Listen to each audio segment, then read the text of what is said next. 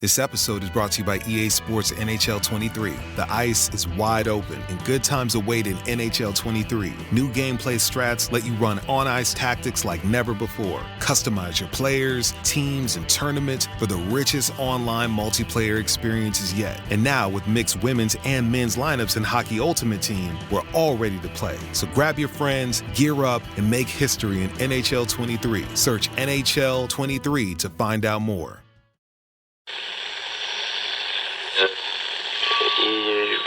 Empire.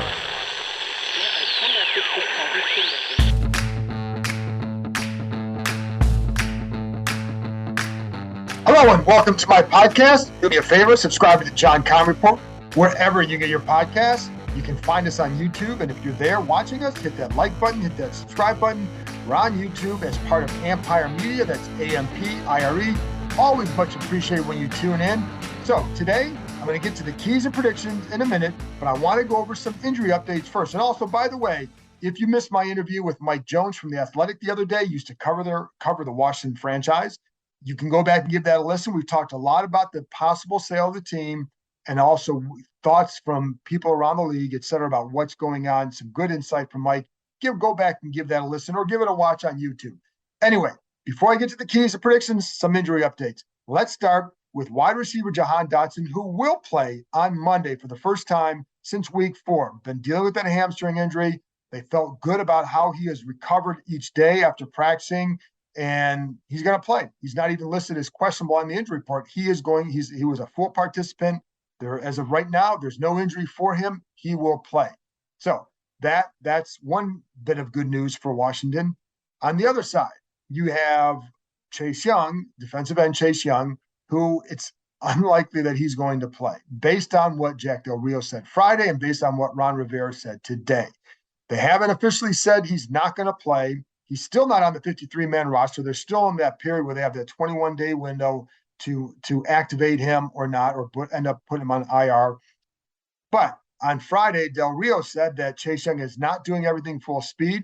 Not a good sign when you're trying to come back for this game, I mean. And then also on Saturday, Ron Rivera said that practicing indoors on Thursday on a different surface, a little bit harder, a little bit less give than on natural grass. And so Young did not practice with them.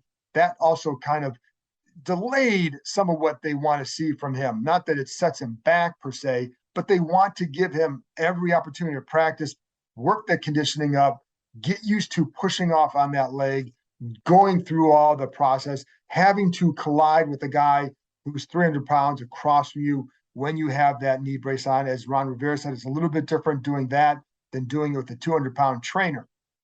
All that stuff he's got to get used to, getting back to your techniques and all that. They have taken it slow with him. So I always kind of laugh when people say they need to take it slow with him. Don't rush him back. Well, they haven't. It's been a year. So just know that. And one thing Rivera said, they are definitely looking at this long-term with him to make sure that this goes 1,000% right. And that way nothing happens to hurt him for the future. And so they're going to take it very slow. But the way they've been talking the last 2 days, it'd be really hard to see him coming back for Monday night. Anyway, the other ones who have been ruled out, running back J.D. McKissick, he's out. Linebacker Cole Holcomb, he's out. Linebacker David Mayo, he's out. So they've got some things they're dealing with. Left guard Andrew Norwell was added to the injury list with a groin issue. Not sure yet about his status he's questionable for Monday, but not sure yet if he's going to play or not. So there you go. Those are some of the injury updates. Now let's get to the 3 keys and a prediction for the game. First key, number 1, run the ball. Listen, we all know that that's a key here, right? So they've got to do that, and they know that, and they're going to want to do it. That's a given, right? So, and I know they want to do it. One reason, though, is the Eagles' run defense has taken a hit with the loss of rookie defensive lineman Jordan Davis. Now, Davis did play in the first game against Washington, and I actually thought they handled him pretty well in the middle. I thought, and it was Wes Schweitzer at center, thought he did a good job of directing Davis and controlling him, and he wasn't a big factor in them stopping the run. I think that Washington had like 22 carries for like 87 yards, something like that. They didn't have a great run game, but it wasn't necessarily because of Davis. I think they did a nice job of him, but he progressively got better, and I think he's a loss for the Eagles. So he got hurt in an October 30th game In that game against the Steelers, when he was on the field, 8 carries, 28 yards. When he wasn't on the field, 16 carries, 116 yards. The Eagles for the season without him on the field, with him on the field against the run, 3.87 yards per carry. Overall, 5.16 yards per carry. So their run defense takes a hit. Washington knows it. And one last stat for you. This is overloading your stats, so I apologize. But one more. In the last 2 games, so including Houston last week, the last 48 runs without Jordan Davis on the field, the opponents have gained 284 yards. So run the ball because their best run stopper up front is now out.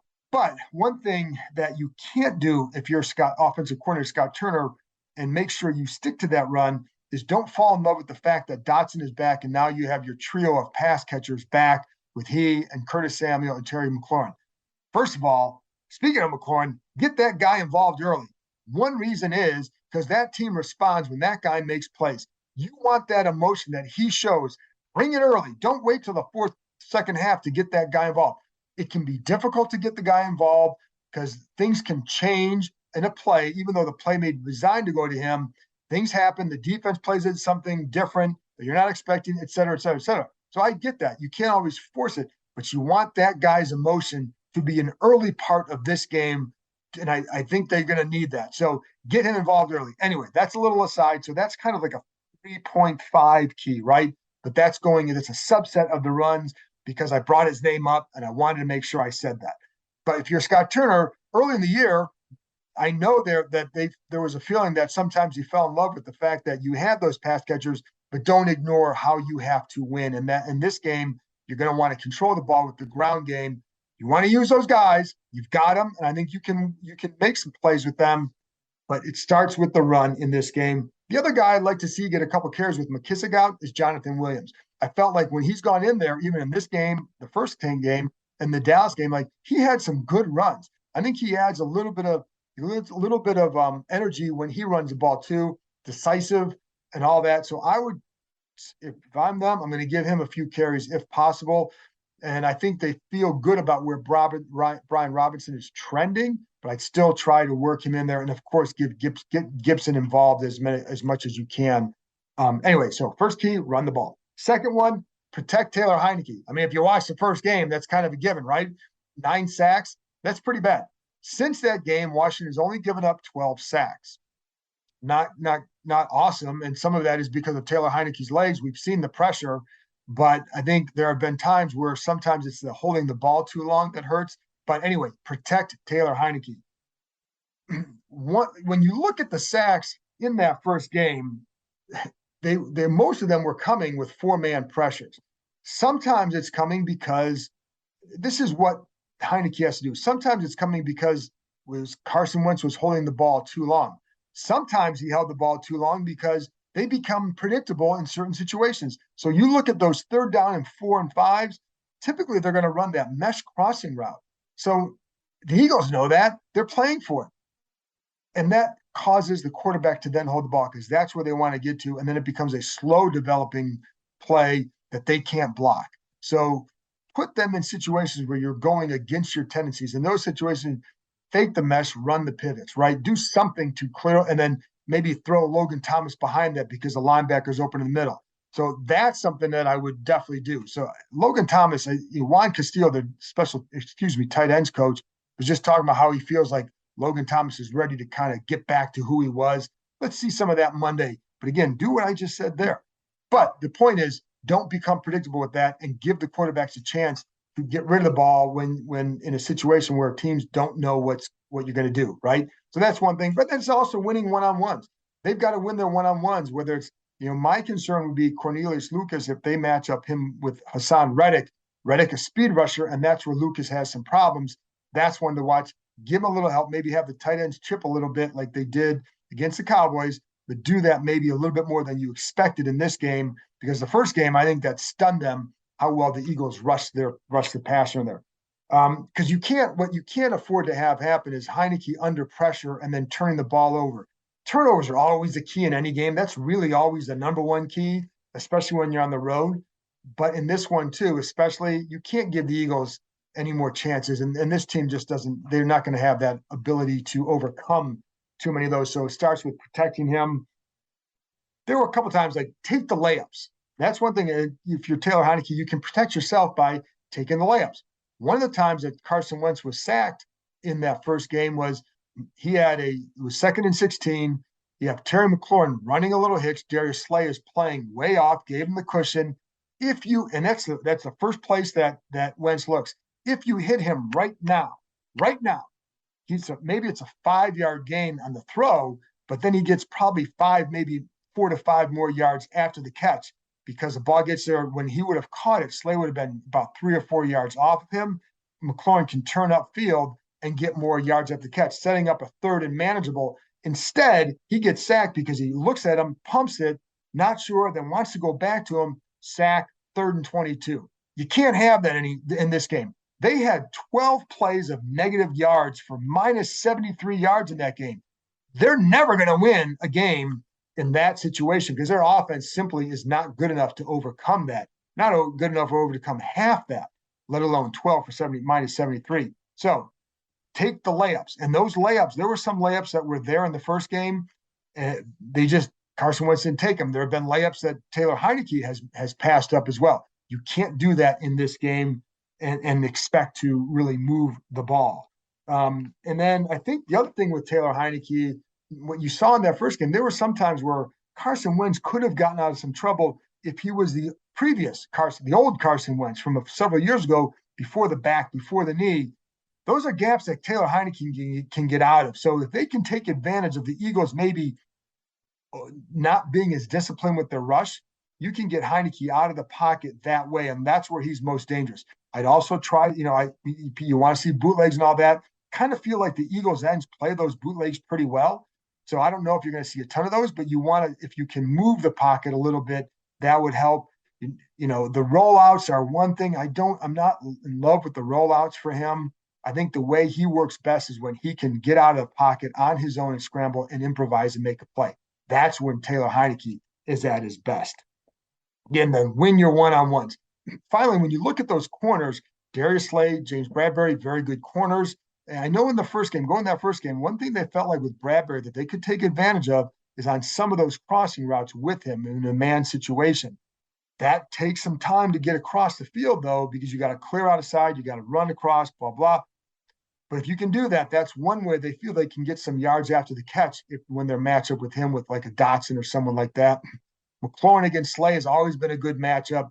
I love that matchup because it's very much a thinking man's game between both of them. Slay's a very, very, I think they're both smart corners, but Slay is very smart, knows how to play, knows exactly where his help is, plays to the help, but he's going to give you some room. He's going to flat foot some reads. So you might be able to take advantage. McLaurin has taken advantage of that in the past, maybe some double moves, do that kind of stuff.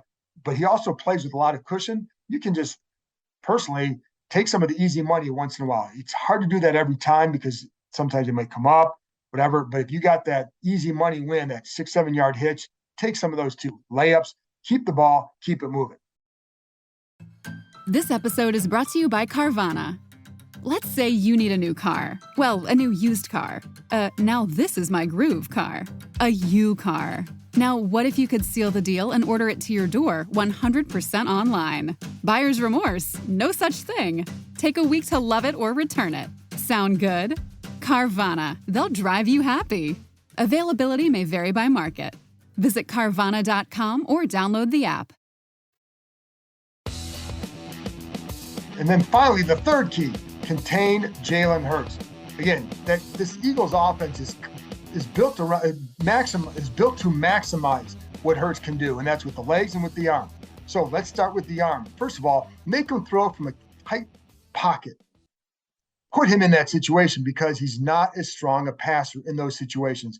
When I see him throw some errant throws to open guys, it's usually when he's throwing from a tighter pocket. Not that he can't make it, it's just that that's where he's less effective. And that's what you need to get him in that spot. That requires being a very disciplined pass rush. Now, I'm going to go back to one thing I said in the very beginning of this podcast about guys coming back, or an underrated thing in this game is in the first game, if you remember, James Smith-Williams and Casey Toohill did not play. The ends were Shaka Toney and William Bradley King. And that's important because, first of all, these are guys who have played a lot for you, But secondly, with Casey Toohill, that was a loss in that game because they really like him in the role they're using. It's in that when it's you can go as a defensive end, obviously, but when you go to that 5-man front, they can kind of use him as an outside linebacker type. They like his athleticism. They feel he's more quick twitch than some of their other ends, especially in the backup, especially as the backups. But so against Jalen Hurts, that's a good matchup for them. Like that, so it attacks the mesh point, it attacks the zone read, but it allows you to, if you want to blitz from a side, then you can drop Toohill into coverage. So it gives you some more creativity with what you can do and how they can attack Jalen Hurts. With, again, keep him in the pocket as much as possible. That's a disciplined rush. And same for Smith Williams. But also, one thing you can't do with him is throw a lot of 5-man rushes at him. Because one of the things the Eagles do very well is they attack the middle of the field. They've only attempted 19 throws of 20 air yards or more this year. That's not very much. In fact, that's one of the lowest in the NFL. But they do have, when they throw it on the field, they have, I think it's 5 touchdowns out of 10 completions in that situation. That's a high percentage. I think that's top. That's one behind what Washington has. So they're probably like about 5th in the league in that area. The Eagles are. So, but what they do is in those blitz situations is they attack the middle of the field with an A.J. Brown or Devontae Smith on the crosser. Brown is very good at getting to the middle, and then it leads to a lot of yak. So you've got to protect that. So they need to be able to do this with four-man rushes. Some of those 4-man rushes can come out of creative looks. Again, being able to drop the ends in this situation will be a big key. Don't let Hurts get comfortable in that pocket, and you can't let him get outside the pocket because we know we can hurt him there too. Then the other part of it is the mesh point on the handoffs. Make him hand off the ball quickly.